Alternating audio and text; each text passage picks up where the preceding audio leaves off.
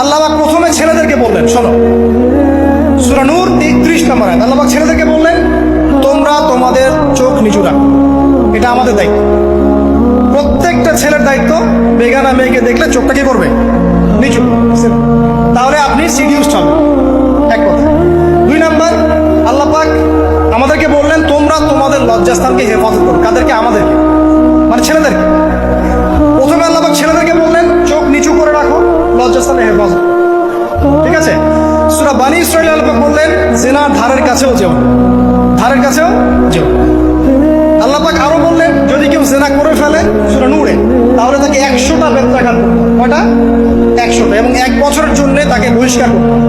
আল্লাহ পাক শাস্তিও দিলেন, শুধু তাত্ত্বিক বিধান দেন নাই, শাস্তিও দিয়েছেন। কারণ শুধু তাত্ত্বিক বিধান দিয়ে হবে? আমি যদি ওয়াজ করে বেড়াই, ভাই মদ খায় না, মদ খায় না, কোনো শাস্তি না অ্যাপ্লাই করি, তাহলে কি মদ ছাড়বে মানুষ? আমরা যদি বলি হত্যা করা মহাপাপ, মহাপাপ, দুর্নীতি করা মহাপাপ, মানুষ দুর্নীতি ছাড়বে? ছাড়বে না, যতক্ষণ না শাস্তি নিশ্চিত করা যাচ্ছে। আল্লাহ পাক তাত্ত্বিক কথা শুধু বললেন না, শাস্তিও নিশ্চিত করলেন।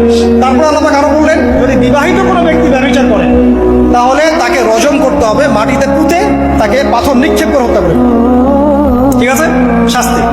এরপরে দেখেন আল্লাহ পাক মেয়েদেরকে বলছেন, মেয়েদেরকে বলছেন, তোমরা মূলত ঘরে থাকো। যদি বাইরের পরিবেশ তোমাদের অনুকূলে না থাকে, তোমরা ঘরে অবস্থান করো। ওয়াকরনা ফি বুয়ুতিকুন্না ওয়ালা তাবাররুজনা তাবাররুজাল জাহিলিয়াতিল উলা। তোমরা মূলত ঘরে থাকো। জাহিলি যুগে মেয়েরা যেভাবে নিজেদেরকে প্রদর্শন করে বেড়াতো, এই কাজটা তোমরা করো না। যদি করো তাহলে সমাজে বেহায়াপনা, ফাহিশা বেড়ে যাবে, তোমরা নিজেরাই ক্ষতিগ্রস্ত হবে, যেটা ওরা হচ্ছে এখন। আচ্ছা, এরপর আল্লাহ পাক আরো বললেন, হে নবী, আপনি আপনার স্ত্রী এবং মুমিন নারীদেরকে বলেন, তারা যদি বাহিরে যায় যেন জিলবাব দিয়ে তাদের পুরো বক্ষদেশটাকে ঢেকে নেয়। তাহলে পোশাকের সংস্কৃতির শেকড় কোত্থেকে শিখবো? আমি কোত্থেকে শিখবো? আল্লাহ পাক কর্তৃক নাজিলকৃত সর্বশেষ ঐশী গ্রন্থ থেকে শিখবো নাকি?